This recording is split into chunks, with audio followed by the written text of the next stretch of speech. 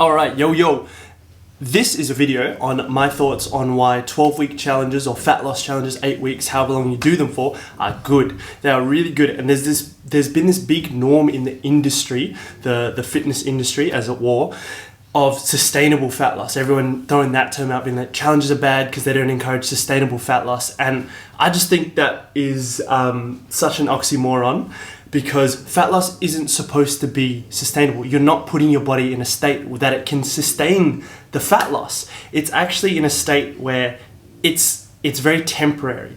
And the fact is that when we encourage sustainable fat loss, I get that we're talking about sustainable practices, but people, they've kind of taken that to the extreme where they're like, we need to do slow fat loss for everyone. Like, you're not allowed to lose fat fast because it's just like, it's a given that you'll put it back on fast. And that's not inherently true. You can lose a lot of fat really quickly and then use sustainable practices to do that and then keep the fat off.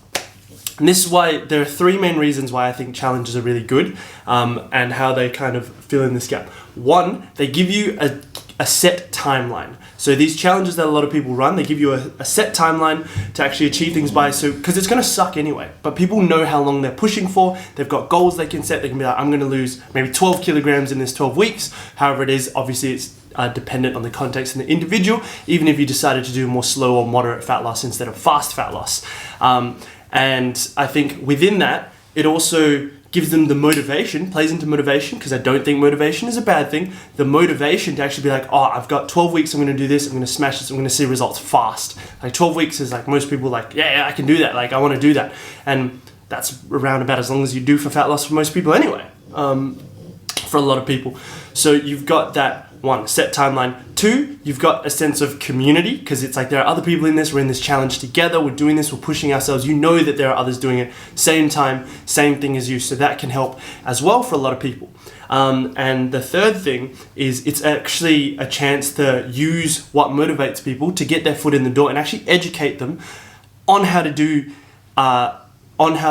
fat loss well, in a way that it's not like you're just cutting out things so that by the time that you're done with the challenge, just put all the weight back on and more, which is what tends to happen, which is when you go to an extreme, then people tend to think that, or an extreme by way of like completely cutting out of food or all of that, or like just doing like water and juice, that kind of thing. I don't agree with doing that, because then it's like when you implement normal food, it doesn't really work. But I'm talking about, you can teach people to do rapid rate of fat loss so they can see results quickly. They're motivated, but they can do it in a way that actually helps keep the fat off and build up muscle and develop some of those long-term things that are going to help sustain the fat loss and keep them healthy and make them healthier because of the fact that they're doing that. So it's like you can do rapid rate of fat loss, do their weight training with that as well, get them active, get them moving, and then also get them lots of protein and have them eating like in a way that makes sense.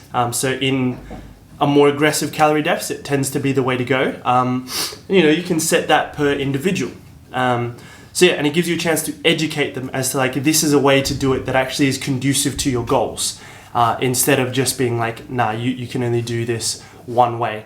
Because sometimes we shun the idea of, you shun the idea of you can't do fat loss quickly, like you're not allowed to do it, it's not sustainable. And it's like there's a huge portion of people that you're actually being like, don't want what you want, you have to want what I think you need instead. But it's like, what if we took what they wanted, give them what they wanted, and taught them to do it in a way that was good and healthy and sustainable, and like use that as a platform to educate and bring them in, as opposed to being like, you're wrong for wanting what you want.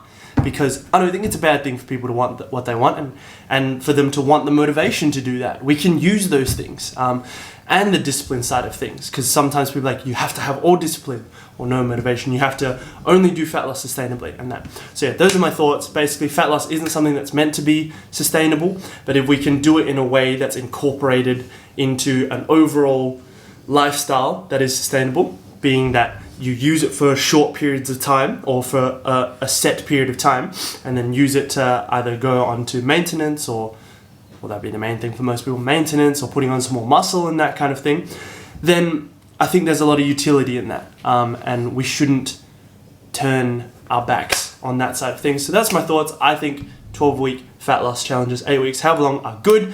I've just seen a lot of coaches being like, nah, if you run a challenge, you're a gimp, or like you're ripping people off. And I don't think they are. I think those people are people that run challenges, especially when they run them well. Guys like Mark Carroll and that, from what I've seen, they're actually doing a lot of good by doing that, and I stand by that. So yeah, I don't run any right now, but I do think there's a lot of utility in them, and they can actually do a lot of good and help people. So yeah, hope this has helped. I'll chat to you guys soon. Keep it gravy, baby. Bye.